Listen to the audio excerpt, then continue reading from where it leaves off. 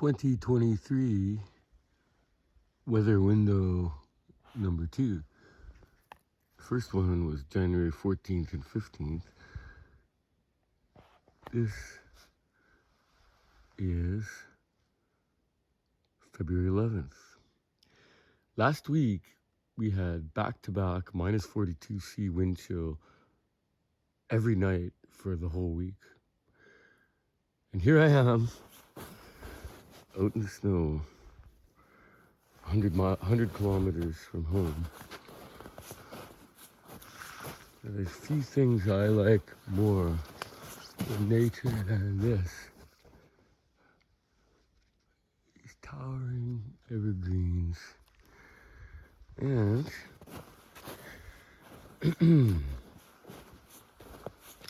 testing out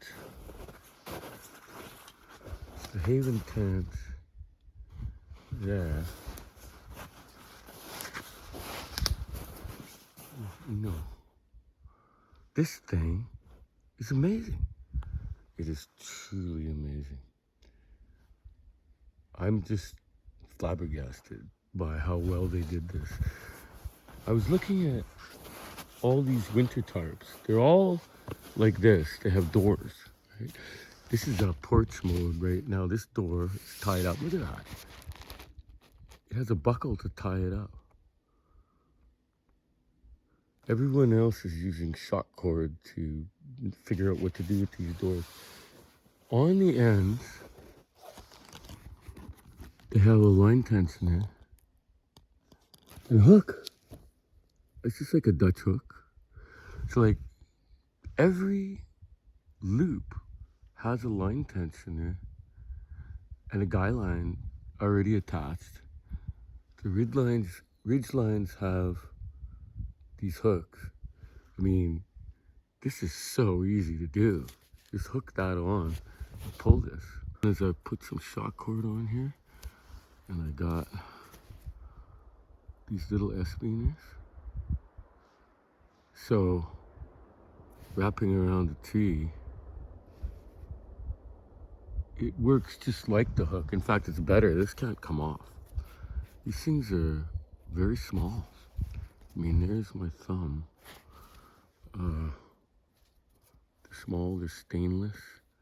The quality springs, these Nite-Izer S-Biners. The thing that came with these are really nice. They're super light. They had strings in this hole. For one thing, you can stick your finger in here and pull the stake out of the ground. Secondly, you can clip this on the same S-Biner. I prefer not to be in the ground. Why would I be in the ground? Everywhere I go is surrounded by trees. This door, let's go into this tree. So I'm not using any stakes. This corner here. So here you can see like your kind of sort of normal angle with the one door. Just putting these on trees all the way around. The end of this, so where the door is well past this carabiner where this hammock is hanging. And so I got like almost a couple feet past the end of the hammock. Okay. This thing is big. So right now I have this awning, kind of a wall on one side, an awning. This is quite a bit different than what most people are doing. And it's because of the structure of this Haven tent already is like a box with an A-frame. So at the moment, okay, this wall was an awning. But now I actually got it tied underneath. The wind is coming from the other side here. Now I've got this bit kind of clamshell sort of deal where I'm blocking the wind. So this corner of the tarp is supposed to be splayed out on the other side. it's hooked into the hammock there. This is the door sticking out like a wing sideways. And see the same thing over here. The end of the hammock. It perfectly covers this thing with this tarp pushed back across the other way. There's 2 layers of tarp here, plus this. That's 230D nylon, 230D seal nylon, and 70D polyester with a Gore-Tex breathable top with a zipper. And then I can just flip this top over here, just let it hang down here. The wind is coming from that way. Quite different. You can't do this with the normal hammock. And a tent, well, a tent is nothing like this. Sitting inside the haven, configured kind of as a half shell right now. This backside is tight. It's going underneath this mattress, underneath on the wind side. So the wind cannot reach me. It's not possible. You can see the end of the tarp up there. See this ridge line of the haven with all these accessory beanies. Those things are awesome. They're pretty light. Those are MEC plastic. Now, I just grabbed this other half of the tarp, pull it down, and I'm amazing. You can see the very end there. Fancy that. It's an air vent. Anyone who's gonna spend time, like days below zero, has to have overkill. Unless you want to be miserable, basically. Or you want to be, the only way you can be warm is, you know, battened down, strapped in a straight jacket, and, you know, with no visibility. You can't see anything. You can't do anything. So this is what I have. I'm really outfitted for -20. It's -3.5, I think it is. Got Mukluks with a 9mm thick wool liner with smart wool mountaineering socks. Shell pants. These are rain pants, but they're super light.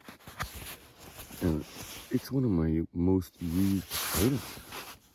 Like, if I'm cold, I put these on over whatever I'm wearing. They're big. They're big. I got down pants under here. Full zipper on the side. So, I'm wearing Power Stretch Pro bottoms. This is thick fleece with this cozy brushed interior. 800 fill down pants with this. I've been wearing these the whole time since I left Winnipeg. You can take these shells off. We can sleep in them. It's astonishing how little I wear when I'm active, but when I stop, everything changes. I rode most of this ride with nothing but a thick wool shirt and a thick fleece hoodie. Weather window 2, 2023, February 12th. I just loaded up, and this is gonna be the hardest ride of my life. I've got 80 kilometers to go, and I'm fighting wind. 4 pairs mountaineering socks allows me to keep getting fresh, dry socks. And the Steger Kodiak Mukluk with its wool lining lets me stay out literally all weekend with warm feet. Can your gloves do this?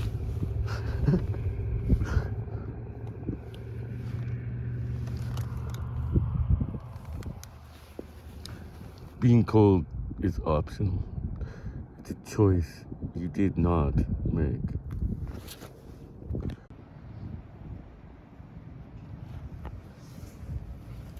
The groundhog has been relieved of his duties effective immediately due to problems with inaccuracy and questionable methodology. Kilometer 189, temperature -2. We're switching to mustache icicles as a indicator of when spring is coming. February 12th, 2023.